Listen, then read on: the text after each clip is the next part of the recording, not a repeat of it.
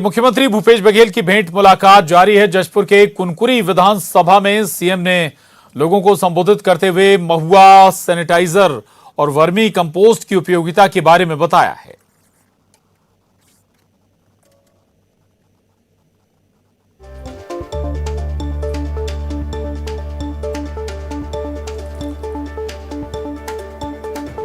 तो आपको बता दें कि मुख्यमंत्री भूपेश बघेल भेंट मुलाकात कार्यक्रम उनका एक बार फिर शुरू हो चुका है और इसी भेंट मुलाकात कार्यक्रम के तहत जशपुर पहुंचे थे मुख्यमंत्री भूपेश बघेल। जशपुर के कुनकुरी विधानसभा क्षेत्र में सीएम ने लोगों को न केवल संबोधित किया बल्कि उन्हें जो उनके क्षेत्र में मिलने वाली चीजें उनका उपयोगिता भी उनकी बताई।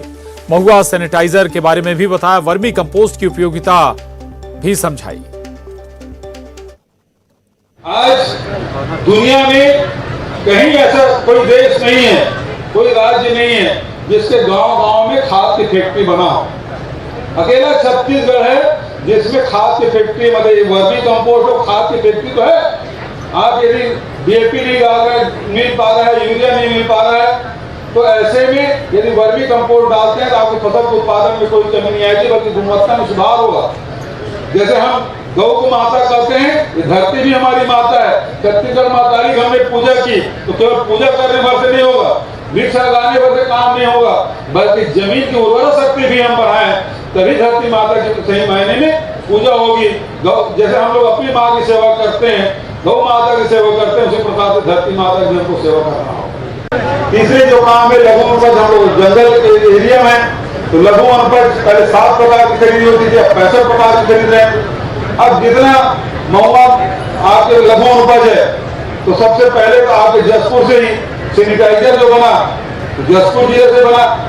जिस समय सैनिटाइजर की कमी पड़ रही थी, कोरोना आया, सैनिटाइजर की मांग हुई, मास्क की मांग हुई, हमारी जो बहनें हैं मास्क भी बनाए और सैनिटाइजर बनाने का काम, महुआ सैनिटाइजर बनाने का काम सबसे पहले हुआ तो जशपुर जिले से हुआ है। अब ताली बजा सकते हैं भाई, आपको तारीफ कर रहा हूं।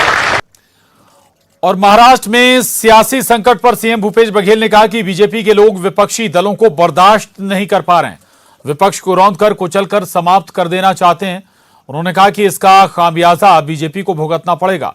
महाराष्ट्र की जनता सब देख रही है। सदन का सत्र बढ़ाने की मांग पर नेता प्रतिपक्ष पर उन्होंने पलटवार किया और कहा कि वो बताएं उनके समय में कब सत्र बढ़ाया गया। खाद और कोयला संकट को लेकर भी उन्होंने केंद्र सरकार पर हमला बोला।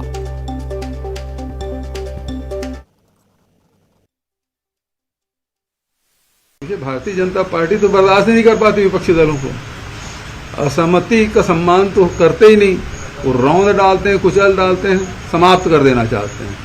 लेकिन ये भारत में ये लोकतांत्रिक देश है और यहाँ इसको बर्दाश्त नहीं किया जाएगा और देश समेत इसका खामियाजा भारतीय जनता पार्टी को भोगना भी पड़ेगा। लगातार आखिर उसके जो सहयोगी दल थे वो क्यों छिटक के गए और आज जिस प्रकार से तोड़ने की कोशिश कर रहे हैं, महाराष्ट्र की जनता देख रही है। आखिर इधर टूट के गए हैं तो इतने वहाँ पहले गुजरात गए, गुजरात से असम जाने की क्या जरूरत है? जब यहीं हैं, यहीं रहते, कार्यकर्ताओं की सामना करते, जनता की सामना करते और जनता जो चाहती है उस हिसाब से फैसला करते। तो जनता तो उसके पक्ष में है ही नहीं। जो महाअघाड़ी जो संगठन है उसके पक्ष में महाराष्ट्र की जनता, और ये जो तीनों दल के जो गठबंधन है उससे भारतीय जनता पार्टी डरी हुई है कि आने वाले 2024 के चुनाव में भारतीय जनता पार्टी पूरी तरह साफ होने वाली है और इस कारण से सब तोड़फोड़ कर रहा है। पहली बात तो ये है कि इन्होंने पेंशन खत्म किया और राजस्थान गवर्नमेंट हमने ओल्ड पेंशन स्कीम लागू की। हम अभी चिट्ठी लिख रहे हैं हमारे पैसा वापस दे दो, तो अभी तक दिए भी नहीं है। जो हमारे कर्मचारियों को जो पेंशन का पैसा जमा है सेंट्रल गवर्नमेंट के पास उसको वापस मांग रहे हैं, तो अभी तक वापस किया नहीं। अब ये है कि पहले वन रैंक वन पेंशन करते थे, अब नो रैंक नो पेंशन, कोई रैंक ही नहीं है, पेंशन भी नहीं है। भाई आदमी 60 साल में रिटायर होता था, 58 साल में, 62 साल में रिटायर होते थे, तब तक वो दादा नाना बन चुके होते थे, तब रिटायर होते थे। अब तो शादी पहले ही शादी कार्ड भी लिखेगा, भूतपूर्व सैनिक, भूतपूर्व क्रांतिवीर, अग्निवीर, भूतपूर्व अग्निवीर, 21 साल में वो भूत हो जाएगा। भूतपूर्व हो जाएगा।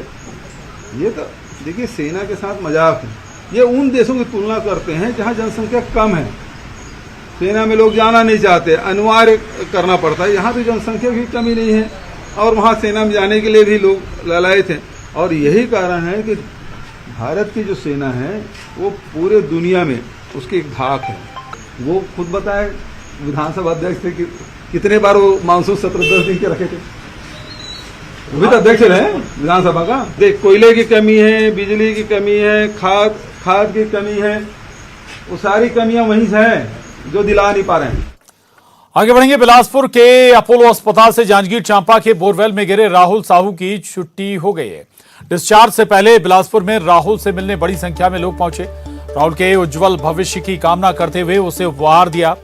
साइकिल समेत गिफ्ट पैक लेकर लोग अस्पताल पहुंचे। स्वास्थ्य विभाग के joint director Pramod Mahajan, Bilaspur SSP Parul Mathur, Janjgir SP विजय अग्रवाल समेत जिले के अधिकारी अपोलो अस्पताल पहुंचे और उससे मुलाकात कर हालचाल जाना। सभी अधिकारियों ने उसके उज्जवल भविष्य की कामना की। जांजगीर चांपा के पीरीत गांव पहुंचने पर लोगों ने जोरदार तरीके से उसका स्वागत किया, आरती उतारी। राहुल को देखने के लिए लोगों की भीड़ भी उमड़ पड़ी।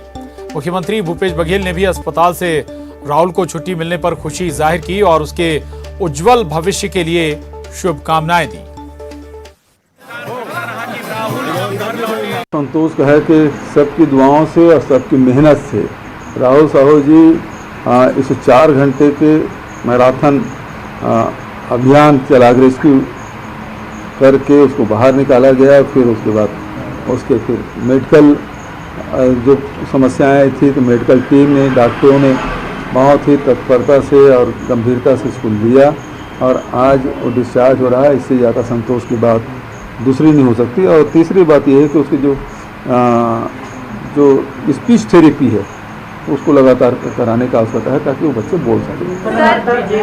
क्योंकि वो अदर डिस्ट्रिक्ट से है इसलिए हम लोग यहाँ स्वयं उपस्थित है कि जो उसके होम डिस्ट्रिक्ट में जो ट्रांजिशन होना है, जो उसको वहाँ तक लेके जाया जाना है, उसमें किसी प्रकार की उसके और उसके परिवार को कोई असुविधा ना हो, इसलिए आज हम लोग स्वयं यहाँ पे आए।